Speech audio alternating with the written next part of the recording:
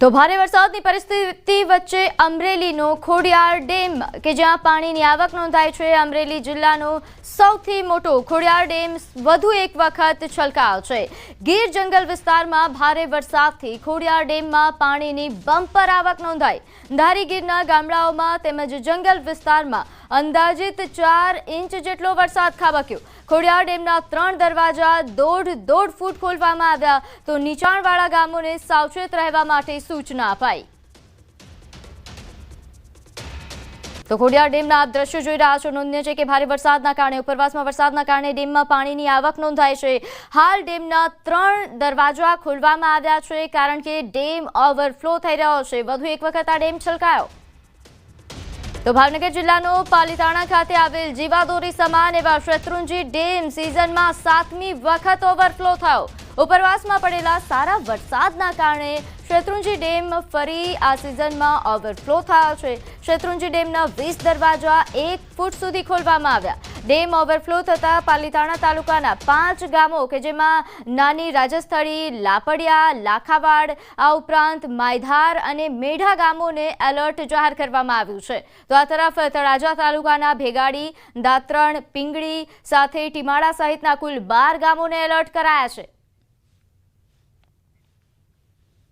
તો આજે પણ ગીર સોમનાથ જિલ્લાને મેઘરાજા ગમરોડશે અને ગમરોડ્યા હોવાના પણ સમાચાર છે કારણ કે વહેલી સવારથી જ અહીં વરસાદી માહોલ સામે આવ્યો છે। થોડા સમયના વિરામ બાદ ફરી વરસાદી માહોલ છવાયો। સૂત્રાપાડા, કોડીનાર, વેરાવળ અને ઉનામાં વરસાદ વરસ્યો તો ભારે પવન ફૂંકાતા ખેડૂતોની ચિંતા વધી છે।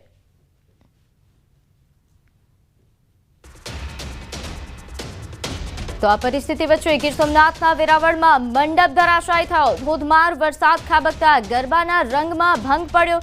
ગીર સોમનાથ જિલ્લામાં ગત રાત્રે વરસેલા ધોધમાર વરસાદે નવરાત્રીના રંગમાં ભંગ પાડ્યો। ભારે વરસાદના કારણે વેરાવળમાં મોટા ભાગના ગરબાના આયોજનો રદ કરવાની ફરજ પડી હતી, જ્યારે વહેલી સવારે અનેક ગરબા મંડપો ધરાશાયી થતા આયોજકોને ભારે નુકસાન વેઠવાનો વારો આવ્યો છે। તો વરસાદ વરસતો રહ્યો છતાં ખેલૈયાઓએ મોજથી ગરબા ગાયા। દ્વારકાના ખંભાળિયાના દ્રશ્યો જોઈ રહ્યા છો। ખંભાળિયામાં ધોધમાર વરસાદ વચ્ચે પણ માતાજીના ગરબા ચાલુ રહ્યા। ચાલુ વરસાદે પણ માતાજીની આરાધના કરતા ખેલૈયાઓ જોવા મળ્યા। ખંભાળિયામાં રામનગર વિસ્તારમાં ધોધમાર વરસાદ વચ્ચે પણ ખેલૈયાઓ મન મૂકીને ગરબે ઝૂમતા નજરે પડ્યા।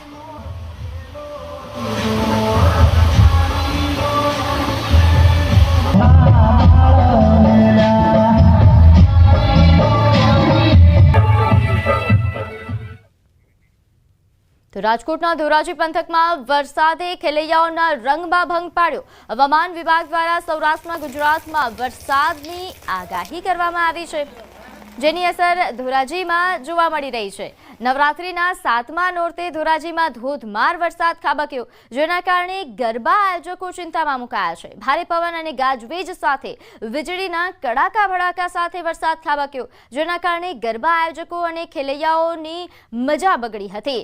નોંધ્ય છે કે જેતપુરની તમામ ગરબી બંધ રાખવાની ફરજ પડી કારણ કે ગરબી મંડપમાં પાણી ભરાઈ ગયા હતા।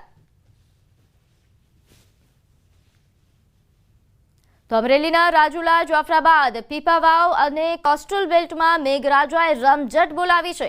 તોફાની વરસાદથી રાજુલા શહેરમાં ગત મોડી રાત્રે મહિલા પાર્ટી પ્લોટના મંડપ ઉડ્યા। ભારે પવન સાથે અહીં વરસાદ ખાબક્યો। રાજુલા, જાફરાબાદ, પીપાવાવ વિસ્તારમાં મુશળધાર વરસાદ નોંધાયો। ભારે વરસાદના કારણે લોકોની મુશ્કેલી વધશે અને સમગ્ર વિસ્તારમાં વીજળી ગુલ થતા લોકો ભયભીત બન્યા હતા। સમગ્ર અમરેલી જિલ્લામાં મેઘરાજાએ તોફાની બેટિંગ કરી। અમરેલી, બગસરા, સાવરકુંડલા, વડિયા, બાબરા અને રાજુલા સહિતના તાલુકામાં ભારે વરસાદ નોંધાયો। 7મા નોરતે ખેલૈયાઓના બદલે મેઘરાજાએ રમઝટ બોલાવી। નવરાત્રીના પાર્ટી પ્લોટથી લઈને શેરી ગરબા આયોજન પણ રદ કરવામાં આવ્યા। અમરેલી શહેરમાં ધોધમાર વરસાદથી અનેક વિસ્તારોમાં પાણી ભરાયા। બગસરા શહેરમાં ભારે વરસાદથી શહેરની બજારોમાં નદીઓ વહેતી હોય તેવા દ્રશ્યો સામે આવ્યા।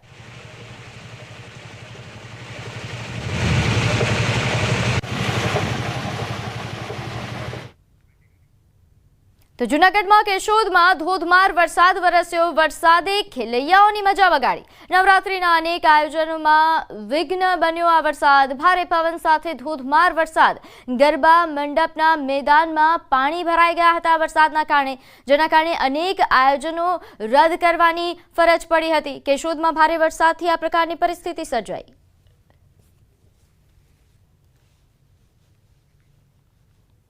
તો અરવલ્લીના ભિલોડામાં વરસાદ બાદ ખેલૈયાઓ ગરબે ઘૂમ્યા. વરસાદ બંધ થયા બાદ ખેલૈયાઓ ગરબાના તાલે ઝૂમ્યા હતા. ગ્રાઉન્ડ ભીનું હોવા છતાં ગરબાની મોજ માણી. ભિલોડામાં ગાજવીજ સાથે વરસાદ વરસ્યો હતો. તો આ દ્રશ્યો છે કે જ્યાં વરસાદ વિરામ લીધા બાદ ખેલૈયાઓએ ગરબા રમતા નજરે પડ્યા. ભિલોડામાં ગાજવીજ સાથે ગતરોજ વરસાદ પડ્યો હતો. માતાજીનો એટલો આશા છે, ઉત્સવ છે બધાને ગરબામાં, તો અમે લોકો ખેલવા તૈયાર છીએ. ભગવાનને એટલો, માતાજીનો એટલો આશા છે કે વરસાદ પહેલા એટલો બધો પડી ગયો છે, ગ્રાઉન્ડ એટલું ભીનું થઈ ગયું છે, પણ સરસ અત્યારે વાતાવરણ કરી દીધું છે. તો આ તરફ દાદરાનગર હવેલીમાં બારે મેઘ ખાંગા થયા હોય તેવી સ્થિતિ સર્જાઈ. ધોધમાર વરસાદ વરસતા નીચાણવાળા અનેક વિસ્તારોમાં પાણી ભરાયા. સેલવાસના અથાલ 3 રસ્તા પર રોડ પર પાણી ભરાતા વાહન ચાલકોને હાલાકીનો સામનો કરવો પડ્યો. તો કેટલાક વાહનો પાણીમાં બંધ પડી ગયા હતા. તો નગર હવેલીમાં બારે મેઘ ખાંગા જેવી પરિસ્થિતિ જોઈ શકાય છે કે અહીં ખાસ કરીને જે નીચાણવાળા વિસ્તારો છે ત્યાં પાણી ભરાઈ ગયા હતા, જેના કારણે વાહન ચાલકોએ સૌથી વધારે હાલાકીનો સામનો કરવો પડ્યો. અહીં નાના વાહનો બંધ પડી ગયા હોવાના પણ સમાચાર સામે આવી રહ્યા છે. તો નીચાણવાળા વિસ્તારોમાં ખાસ વરસાદના કારણે પરિસ્થિતિ વણસી હતી. કેટલાક વાહનો પાણીમાં બંધ થયા. તો ઘણા એવા વિસ્તારો છે કે લોકોના ઘર સુધી પાણી ભરી આવ્યા. પરંતુ ખાસ આ જે રીતે જોઈ શકાય છે કે મુખ્ય રસ્તા પર, મુખ્ય રોડ પર જે પાણી ભરાવાની સમસ્યા છે તેના કારણે લોકોને હાલાકી ભોગવવાનો વારો આવ્યો. તો અંબાજીમાં વરસાદ વરસવા છતાં ખેલૈયાઓ નિરાશ ન થયા. વરસાદ રોકાતા ખેલૈયાઓમાં ઉત્સાહ જોવા મળ્યો અને અંબાજી મંદિર ચાચર ચોકમાં ઓપરેશન સિંદૂરની થીમ પર ગરબા યોજાયા. મોટી સ્ક્રીન પર ઓપરેશન સિંદૂરની થીમ મુકાઈ, જેને લઈને ખેલૈયાઓમાં ભારે ઉત્સાહ જોવા મળ્યો. આ જોઈને લોકોમાં ફરી એકવાર ઓપરેશન સિંદૂરની યાદો તાજા થઈ. તો અંબાજી મંદિર ચાચર ચોકમાં ખેલૈયાઓની ભારે ભીડ ઉમટી હતી.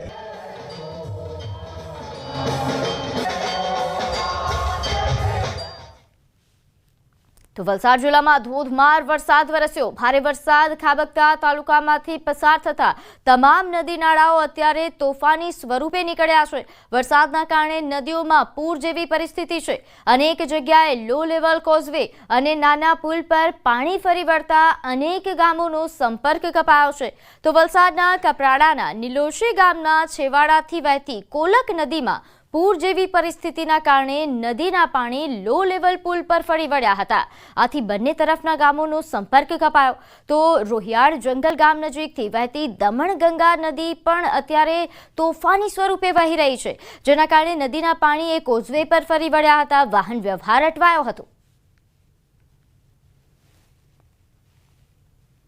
તો મિની વાવાઝોડાથી વલસાડના દરિયા કિનારા વિસ્તારમાં ભારે તારાજી સર્જાઈ છે. અનેક ગામોમાં નુકસાનીના અહેવાલ છે. નાના સુરવાડા, સેગવી, સરોણ, મગોદ ગામમાં સૌથી વધુ અસર પહોંચી છે. દરિયા કિનારા વિસ્તારમાં 100થી વધુ ઘરોના પતરા ઉડી ગયા. તો ધોધમાર વરસાદમાં અનેક પરિવારો નોંધારા બન્યા. વલસાડ પ્રાંત અધિકારી સહિત ઉચ્ચ અધિકારીઓએ અસરગ્રસ્ત વિસ્તારોની મુલાકાત લીધી. તો દરિયા કિનારે લંગારેલી બોટને પણ નુકસાન પહોંચ્યું. વહીવટીતંત્ર દ્વારા હાલ તાત્કાલિક સર્વે હાથ ધરાયો છે. 3 થી 4 દિવસમાં જ નુકસાનીનું વળતર ચૂકવવા માટે વહીવટીતંત્ર દ્વારા કામગીરી થશે. વાવાઝોડા સાથે જે ભારે વરસાદ આવેલો હતો તેના લીધે આપણે વલસાડ શહેરમાં અને ઉપરાંત વલસાડના ઘણા ગામડાઓમાં જે ઘણા ઘરોને નુકસાન થયેલું છે અને તેના અન્વયે આજે અમે વિઝિટ કરેલી 100 જેટલા જે ઘરોને નુકસાન પહોંચેલ છે. સરકારી તંત્ર દ્વારા એનો સર્વે કરી દેવામાં આવેલ છે અને ડોક્યુમેન્ટની ઉઘરાણી ચાલુ છે. અને જેવા લોકો ડોક્યુમેન્ટ આપશે મોટાભાગે અમે 2 થી 3 દિવસમાં સહાય વહેલી તકે આપી દઈશું. વલસાડમાં મિની વાવાઝોડાના કારણે ઘણું નુકસાન થયું છે, ત્યારે સાંસદ ધવલ પટેલે અસરગ્રસ્ત વિસ્તારની મુલાકાત લીધી. નાના સુરવાડા ગામમાં 50થી વધુ ઘરોના છાપરા ઉડ્યા. અનેક પરિવારો ઘર વિહોણા થતા વહીવટી તંત્ર દોડતું થયું છે. ખેતી પાક અને દરિયા કિનારે બોટોને પણ નુકસાન થયા હોવાનું સામે આવ્યું. તો ફૂડ પેકેટની વ્યવસ્થા કરવા માટે પણ સૂચના આપવામાં આવી હતી. સાથે તંત્ર દ્વારા તાત્કાલિક ધોરણે સર્વે હાથ ધરાયો. ગણતરીના દિવસોમાં જ નુકસાનીનું વળતર ચૂકવવા માટે સાંસદે આદેશ આપ્યા છે. સાથે જ બોટોને પણ નુકસાન થયું છે, તો આપણી પૂરી તંત્ર દ્વારા રાતના જ પૂરી રાહતની કામગીરી સ્ટાર્ટ કરી દેવામાં આવી છે. અમારા ભારતીય જનતા પાર્ટીના કાર્યકર્તાઓ પણ અહીંયા હાજર હતા. એની સાથે સાથે સવારે સર્વેની કામગીરી પણ પૂર્ણ થઈ ગઈ છે અને અમે ખાતરી આપીએ છીએ. અમારા પ્રાંત અધિકારી પણ અહીંયા હાજર છે. એમણે મને ખાતરી આપી છે કે આવનારા 4 થી 5 દિવસની અંદર એમને રકમ ચૂકવાઈ જશે, એની બાંહેધરી આપી છે. પણ સાથે મેં એમને સૂચન કર્યું છે કે તરત જ આજે ફૂડ કિટ અને મેડિકલ કિટનું પણ વિતરણ કરવામાં આવે. તો વલસાડ જિલ્લામાં મિની વાવાઝોડાના કારણે દરિયાકાંઠાના વિસ્તારમાં તારાજી સર્જાઈ. 100થી વધુ ઘરોના છાપરા ઉડી જતા સ્થાનિકોને મુશ્કેલી વેઠવાનો વારો આવ્યો. તો દરિયા કિનારે માછીમારી કરતા લોકોની બોટને પણ મોટા પ્રમાણમાં નુકસાન થયું છે. વહેલી તકે સરકાર દ્વારા નુકસાનીનું વળતર આપવામાં આવે તેવી સ્થાનિકો માંગ કરી રહ્યા છે. 10 લાગરેલી હતી તે 10 દૂધને ટોટલી ડિસ્ટ્રોય થઈ ગયેલી છે, એટલે કે તૂટીને બે ટુકડા કે અમુક તો ભાગ પણ નથી મળતા, હવામાં ઉડી ગઈ છે, ઘણી ટોટલી ડેમેજ થઈ. પાછું રિપેરિંગ કામ પણ મુશ્કેલ છે, જેના કારણે એ લોકોની જે આર્થિક જેના દ્વારા એ લોકો ધન ચાલતું હતું માછીમારીના વ્યવસાય દ્વારા, એ હાલ લાગે છે કે ઠપ પડી જશે. અને અમારી રોજી એટલે કે દરિયામાં જે અમે જાય એટલે માછીમારી કરવા માટે હોડકી, તે હોડકી બી 8-9 તૂટી ગઈ છે. તે અમને ઘણું નુકસાન છે અને અમારો સમાજ એવો છે કે રોજના લાવીને ખાવાવાળો માણસ વ્યક્તિ કે અમે એ જે નુકસાન થયું છે એનું ભરપાઈ અમે સ્વૈચ્છિક રીતે તો નહીં કરી શકીએ. એટલે અમારી માંગ છે કે તંત્રને કે આ જલ્દી કરી આપશે તો અમને જે સારું પડશે. તંત્ર પાસે અમારી એક જ માંગ છે. તો નવસારી જિલ્લામાં આવેલા વાવાઝોડાએ પણ વ્યાપક તબાહી મચાવી. પરિસ્થિતિને નિયંત્રિત કરવા વહીવટી તંત્ર કામગીરીમાં જોડાયું. નવસારીના સાંસદ CR પાટીલે જિલ્લા ભાજપ અધ્યક્ષને ફોન કરીને સમગ્ર સ્થિતિ અંગે જાણકારી મેળવી. જે સવારે અમારી નવસારી જિલ્લા ભારતીય જનતાની ટીમ પણ નરેશભાઈ સાથે ચીખલીના ગામોમાં જોડાયા છે અને લોકોને કેવી રીતે વધારે વધારે મદદરૂપ થઈ શકે એના માટેની તમામ તૈયારીઓ સાથે અમે આવી પહોંચ્યા છીએ. લોકોના માટે ફૂડ પેકેટની પણ વ્યવસ્થા કરી છે અને જ્યાં પણ લોકોને જમવાની વ્યવસ્થા છે ત્યાં પણ અમને વ્યવસ્થા કરતા આવ્યા છે. અને સાથે સાથે અમારા પ્રદેશ અધ્યક્ષ શ્રી સાંસદ CR પાટીલ સાહેબની સાથે બી સવારના વાત થઈ હતી. એમણે પણ કીધું છે કે જે પણ કરવું ઘટતું હોય એ બધી જ વ્યવસ્થા કરજો, બીજી કોઈ ચિંતા તમે નહીં કરતા. ચીખલી તાલુકાના ઓછામાં ઓછા 12 થી 15 ગામો ઇફેક્ટિવ છે. સૌથી વધારે તલાવચોરા છે. તલાવચોરાની બાજુમાં ચીખલીથી લઈને ખોદ.